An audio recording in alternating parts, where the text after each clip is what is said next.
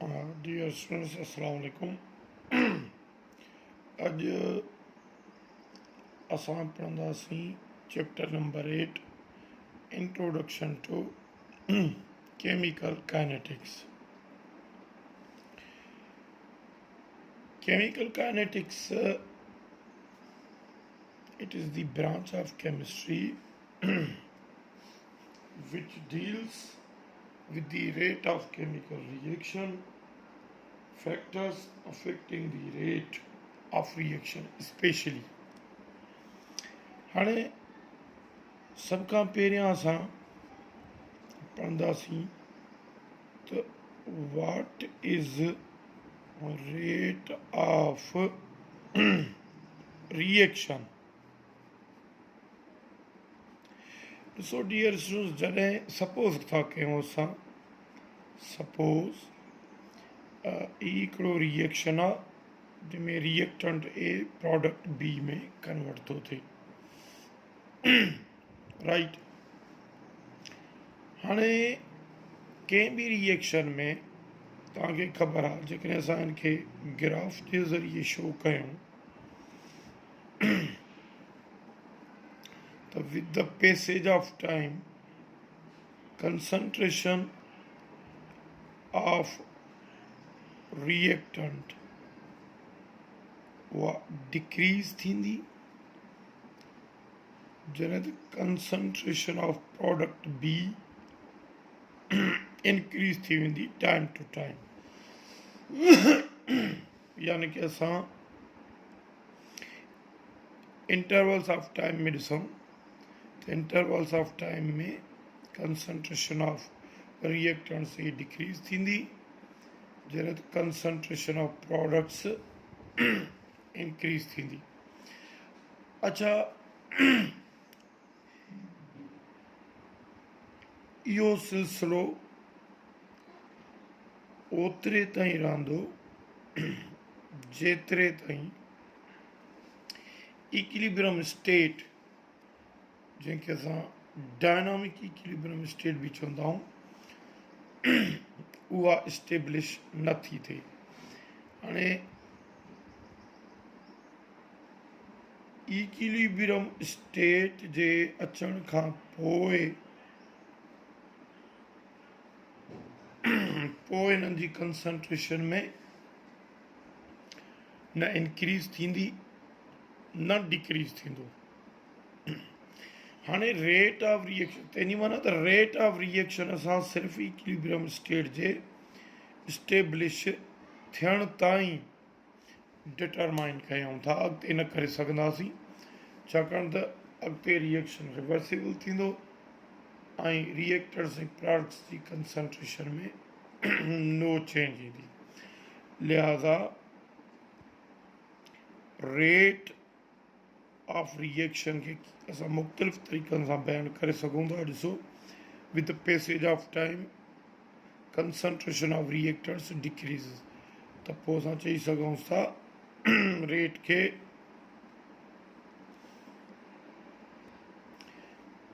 It is decrease in concentration of reactants divided by या per time taken, per time taken for change।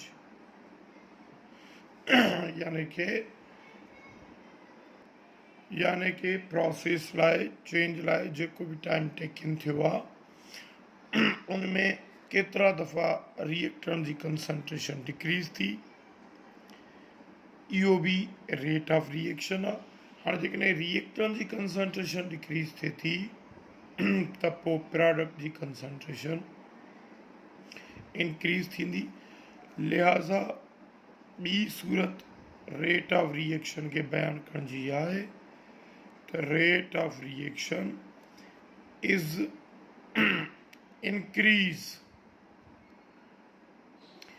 increase in concentration of products per time taken for change. हाणे overall ॾिसूं त असां reactant जी concentration time to time intervals of time में decrease थींदी रहे थी, प्रोडक्ट्स जी concentration time to time in the intervals of time increase थींदी रहे थी। लिहाज़ा जनरली असां इन्हनि ॿिन्ही ॻाल्हियुनि खे ई चई सघूं था त rate of reaction is change in concentration of either products or reactants per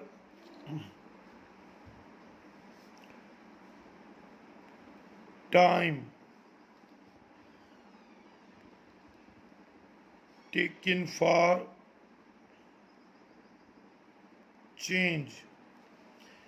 त रेट ऑफ रिएक्शन के असां जनरली बयान करे सघूं था change in concentration of either products और रिएक्टेंट्स पर total time taken for change.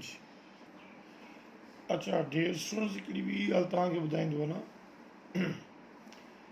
त जेकॾहिं असां रेट ऑफ रिएक्शन मेयर कयूं था इन द इंटरवल्स ऑफ टाइम यानी कि कंहिं बि between two specific time intervals मेयर कयूं था त उनखे असां सॾींदासीं एवरेज रेट ऑफ रिएक्शन। यानी कि एवरेज रेट ऑफ रिएक्शन खे असां कीअं बयानु कंदासीं the average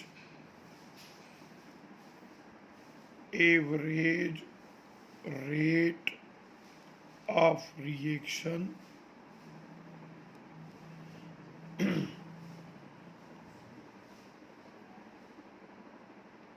is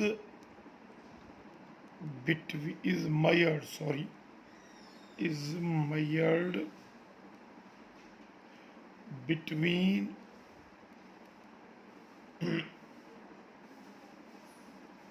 any two specific time intervals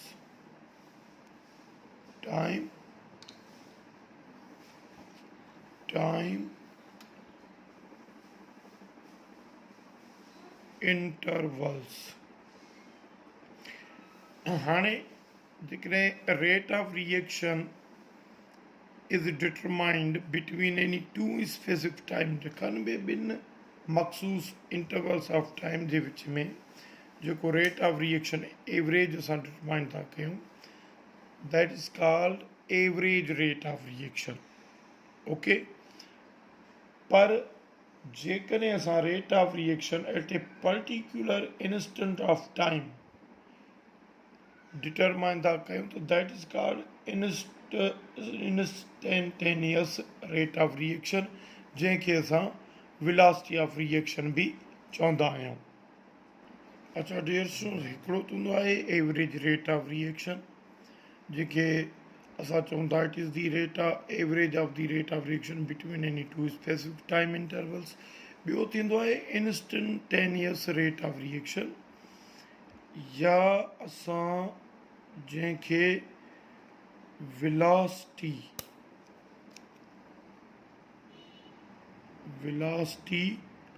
of reaction भी चवंदा आहियूं। हाणे velocity ऑफ रिएक्शन या इंस्टेंटेनियस रेट ऑफ रिएक्शन छा आहे? It is the rate of reaction at a particular instant of time यानी कि पर सेकंड जेकॾहिं असां चऊं त बहितर थींदो। जेकॾहिं तव्हां ॾिसो रेट ऑफ रिएक्शन के डिटरमाइन कयो था पर total time taken for the chain, that is simply rate of reaction. पर जेकॾहिं रेट ऑफ रिएक्शन तव्हां डिटरमाइन कयो था पर second of time, per unit of time, त पोइ इनखे असां इंस्टेंटेनियस रेट ऑफ रिएक्शन या वेलोसिटी ऑफ रिएक्शन चवंदासीं। हाणे असां ॾिसंदासीं expression of rate of reaction. असां रेट ऑफ रिएक्शन के एक्सप्रेस कीअं कयूं मैथमेटिकली या कंहिं बि रेट लॉ में जेकॾहिं एक्सप्रेस कयूं, सपोज था कयूं, suppose if dx is very small change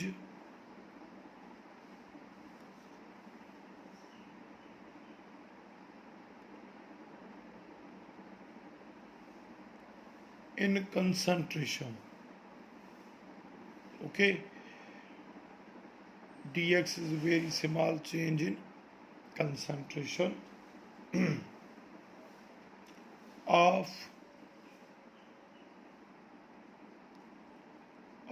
a product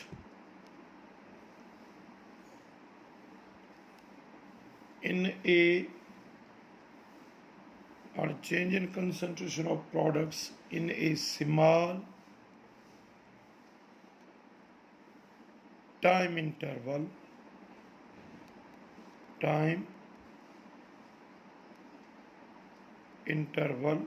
इनके सां शो था कयूं dt सां, ओके। त पोइ असां रेट खे एक्सप्रेस कीअं कंदासीं, रेट बराबर dx अपॉन dt। dx छा आहे, dx आहे स्मॉल चेंज इन कंसंट्रेशन पर स्मॉल टाइम इंटरवल। हाणे जिते जिते भी ईंदो टॉपिक्स में dx अपॉन dt हूंदो, उनखे असां रेट ऑफ रिएक्शन ई पढ़ंदासीं। अच्छा, जेकॾहिं असां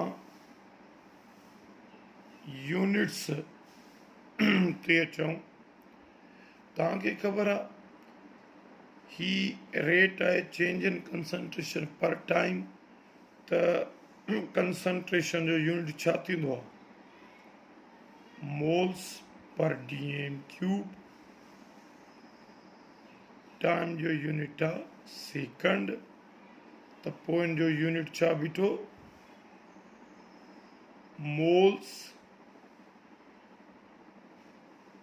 पर dm क्यूब पर सेकंड। तंहिंजी माना त मोल्स पर dm क्यूब पर सेकंड खे बि असां रेट ऑफ रिएक्शन चई सघूं था मैथमेटिकली। हाणे जेकॾहिं तव्हांखे हिते MCQs में ॾे, असां ॾिसो ॿ टे ॻाल्हियूं सिखियूं। रेट ऑफ रिएक्शन छा आहे, चेंज इन कंसंट्रेशन पर total time taken.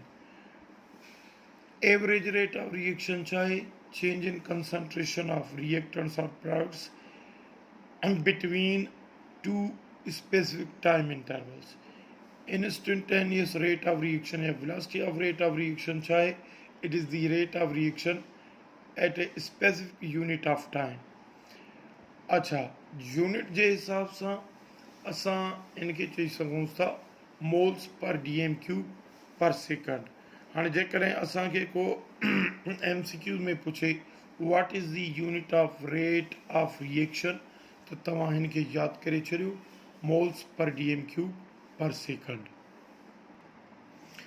Rate expression जी डियर स्टूडेंट्स, त रेट एक्सप्रेशन छा आहे, it is the expression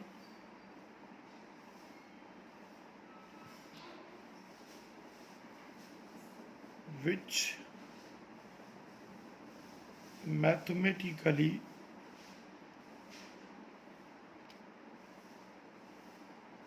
mathematically determines the rate of reaction. Suppose था कयूं, सपोज कयो हिकिड़ो हाइपोथेटिकल रिएक्शन आहे ए प्लस बी ए रो सी, ई सी प्रोडक्ट आहे। तव्हां लॉ ऑफ मास एक्शन जे फर्स्ट ईयर में पढ़िया आहियो त according to law of mass action उन मुताबिक rate of reaction is directly proportional to the concentration of reactants। हाणे हिन रिएक्शन जे लाइ असां छा लिखी सघूं था, रेट खे एक्सप्रेस कंदासीं dx अपॉन dt सां is directly proportional to the concentration of reactants, या dx अपॉन dt बराबर proportionality constant into concentration of, for this reaction, concentration of A into concentration of B। हाणे where K is called rate constant, तो generally असां इते rate of reaction की कीअं express कंदासीं, generally असां कंदासीं रेट एक्सप्रेशन में रेट ऑफ रिएक्शन के रेट एक्सप्रेशन ही लिखंदासीं कंहिं बि रिएक्शन जी dx अपॉन dt बराबर k into concentration of reactants। त जी स्टूडेंट्स ही जेका एक्सप्रेशन आहे हिनखे असां चवंदा आहियूं रेट एक्सप्रेशन। इहा रेट एक्सप्रेशन कंहिं बि रिएक्शन जो rate of reaction mathematically determine करण में मदद कंदी। अच्छा, तव्हांखे कंहिं बि रिएक्शन जो रेट एक्सप्रेशन लिखण लाज़मी अचे। सपोज कयो ही हिकिड़ो रिएक्शन आहे PCl5 PCl3 प्लस Cl2, त पोइ हिन जो रेट एक्सप्रेशन तव्हां कीअं लिखंदा, हिन जो लिखंदा dx अपॉन dt बराबर k into concentration of reactants. हाणे रिएक्टेंट्स फास्फोरस पेंटाक्लोराइड आहे, त हिन रिएक्शन जो रेट एक्सप्रेशन ही थींदो। हाणे हिन में जेको ही के असां ॾियूं था, it is called rate constant. अच्छा, रेट कांस्टेंट जे लाइ मां ॿुधाईंदो हलां त जेकॾहिं कंसंट्रेशन ऑफ रिएक्टेंट्स तव्हां 1 मोलर खणंदा त पोइ इन रेट कांस्टेंट खे असां चवंदासीं specific rate constant। if concentration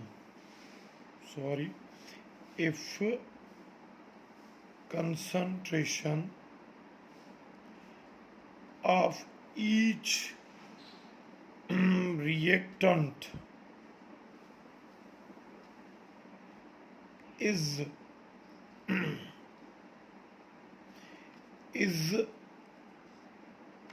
1 molar, त पोइ then के खे असां छा चवंदासीं, के खे चवंदासीं असां स्पेसिफिक रेट कांस्टेंट, छाकाणि कंसंट्रेशन हाणे असां स्पेसिफाई कई। अच्छा, ॾिसो साॻियो ई रिएक्शन था लिखूं A plus B arrow product. हाणे जेकॾहिं ए जी कंसंट्रेशन भी 1 मोलर खणूं, बी जी कंसंट्रेशन भी 1 मोलर खणूं, हिन जो रेट एक्सप्रेशन ही लिखूं D x upon D T बराबर के into concentration of A into concentration of B. तो D x upon D T बराबर के, हाणे इन जी कंसंट्रेशन भी 1 मोलर आहे, हिन जी कंसंट्रेशन भी 1 मोलर आहे। तो पोइ छा बीठो d x upon D T बराबर k, where k is specific rate constant। Okay, हाणे मैथमेटिकली इन मां इहो बि साबित थियो त जेकॾहिं concentration of each reactant is 1 molar, तो पोइ mathematically rate of reaction is equal to rate constant, माना जेतिरो रेट कांस्टेंट हूंदो रेट ऑफ रिएक्शन उहो ई बीहंदो। डियर स्टूडेंट्स, हीअं पढ़ंदासीं कैरेक्टरिस्टिक्स ऑफ रेट कांस्टेंट। हिन जो पहिरियों कैरेक्टरिस्टिक इहो आहे त वैल्यू ऑफ रेट कांस्टेंट खे does not depend upon concentration change of reactants। Reactant जी कंसंट्रेशन चेंज ते रेट कांस्टेंट जो वैल्यू डिपेंड न कंदो आहे। इहा ॻाल्हि हिन एग्ज़ाम्पल मां असां प्रूव करे सघूं था। सपोज कयो ए प्लस बी आहे, ए रो प्रोडक्ट आहे। हाणे हिन जे लाइ जेकॾहिं हिन जी कंसंट्रेशन बि असां 0.1 मोलर खणूं, इन जी कंसंट्रेशन भी 0.1 मोलर खणूं, ऐं हिन रिएक्शन जे लाइ D x upon D T यानी कि रेट ऑफ रिएक्शन असां खणूं था 3.02 into 10⁻⁴ moles per DM cube पर सेकंड। त पोइ हिन में रेट कांस्टेंट जो वैल्यू असां कीअं लाऊं, असां लही सघूं था। सॉल्यूशन असां वटि हीअ आहे d x upon D T बराबर के into concentration of A into concentration of B, यानी कि 3.02 10⁻⁴ मोल पर डीएम क्यूब पर सेकंड बराबर के 0.1। 1 molar means moles per DM cube and 0.1 मोल पर डीएम क्यूब। हाणे इन मां के जी वैल्यू जेकॾहिं असां छॾायूं 3.02 इंटू 10⁻⁴ मोल पर डीएम क्यूब पर सेकंड अपॉन 0.1 मोल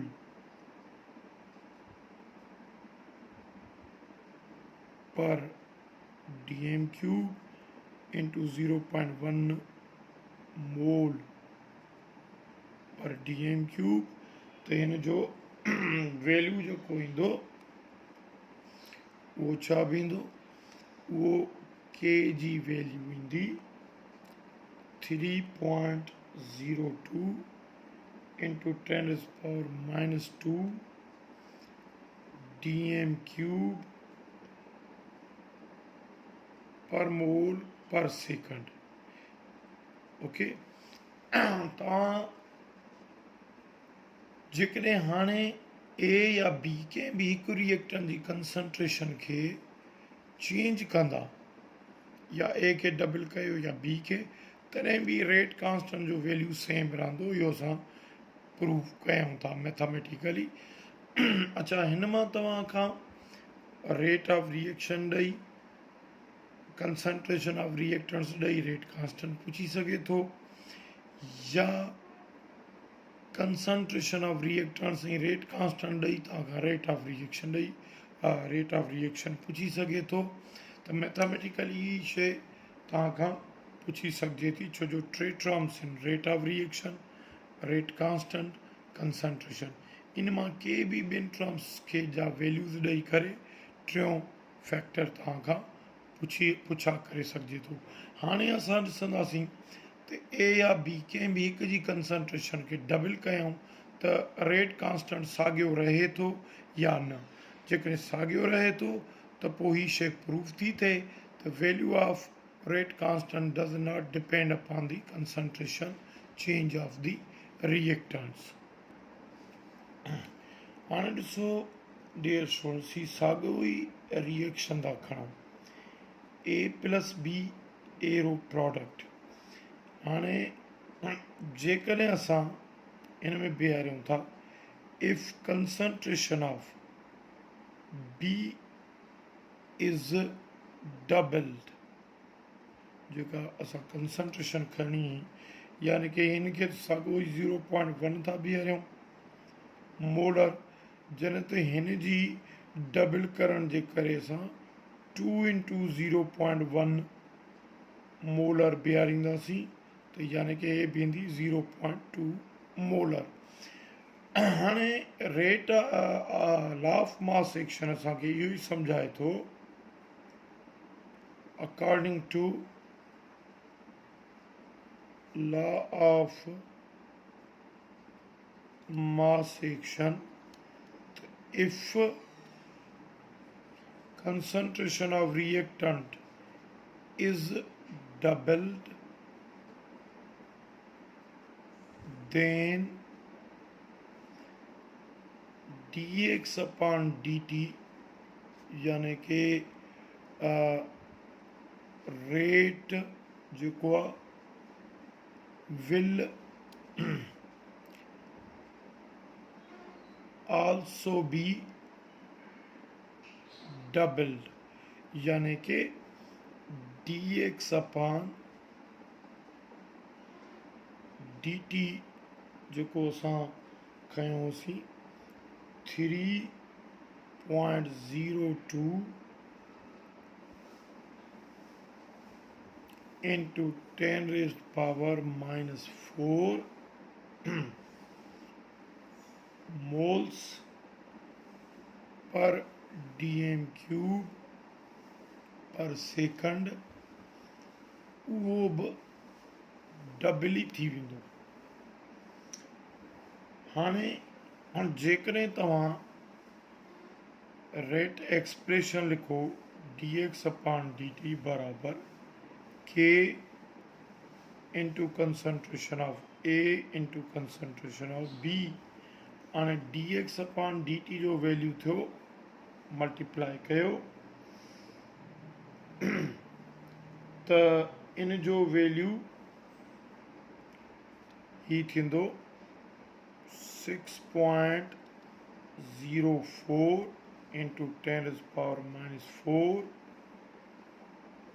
मोल पर dm क्यूब पर सेकंड बराबर k इंटू 0.1 मोल पर dm क्यूब इंटू 0.2 मोल पर dm क्यूब। हाणे के जी वैल्यू छॾाइण लाइ हेॾे खणी अचो 6.04 10 raised power minus 4 मोल पर dm क्यूब पर सेकंड अपॉन 0.1 मोल पर dm क्यूब, and 0.2 मोल पर dm क्यूब छॾाईंदो ते वैल्यू इहो ई साॻियो बीहंदो 3.02 into 10 to the power minus 2. Okay, dm cube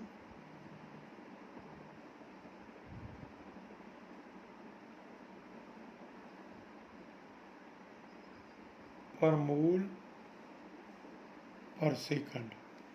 त इन मां साबित इहो थियो त कंसंट्रेशन ऑफ रिएक्टेंट्स खे चेंज करण सां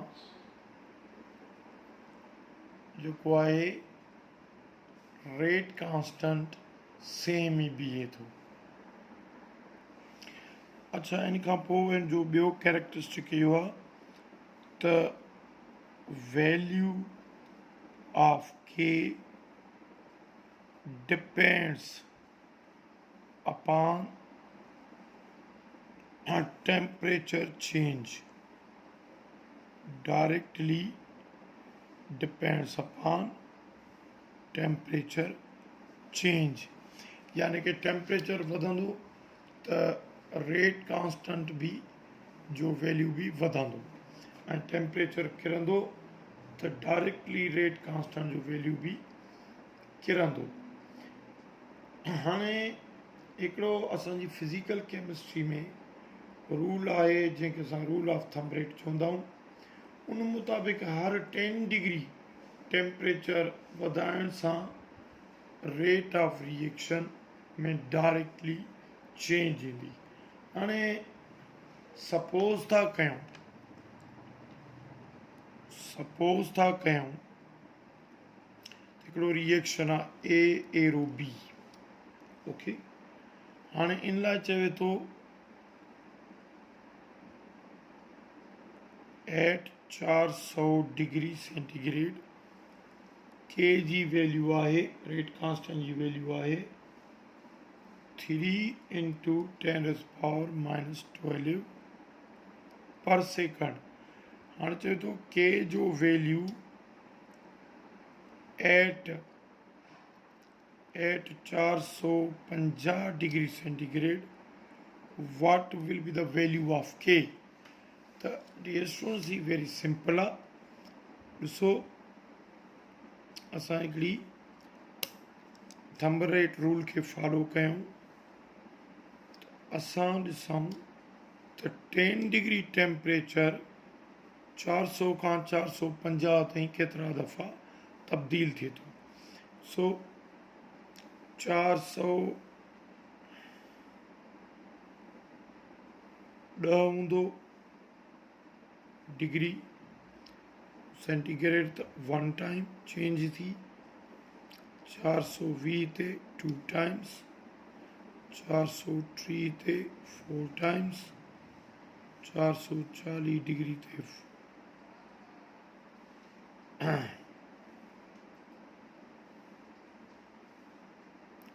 सॉरी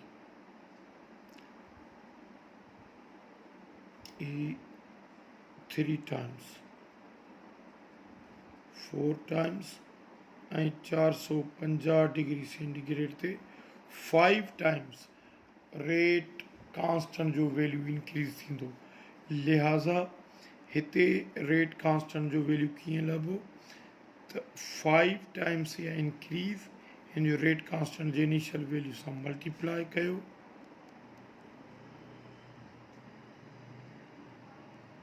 पर सेकंड त ही बीहंदो वञी 15 into 10⁻⁻12 पर सेकंड। हिन मां इहो ई क्लियर थियो त रेट एक्सप्रेशन में जेकॾहिं कंसंट्रेशन ऑफ रिएक्टेंट्स तब्दील था कयो तो उन जे रेट कांस्टेंट जे वैल्यू में का बि तब्दीली नथी अचे, पर जे टेम्परेचर तब्दील कयूं था, डायरेक्टली वधायूं था त डायरेक्टली रेट कांस्टेंट जो वैल्यू वधे थो। जेकॾहिं 450 ताईं 15 into 10⁻⁻12 आहे त 400 ताईं केतिरो थिया त वरी 450 खां 400 ताईं 5 टाइम्स 10 डिग्री टेम्परेचर किरे थो इन वैल्यू खे वरी 5 सां डिवाइड कयूं हा त वरी असांखे ही वैल्यू अची वञे हा।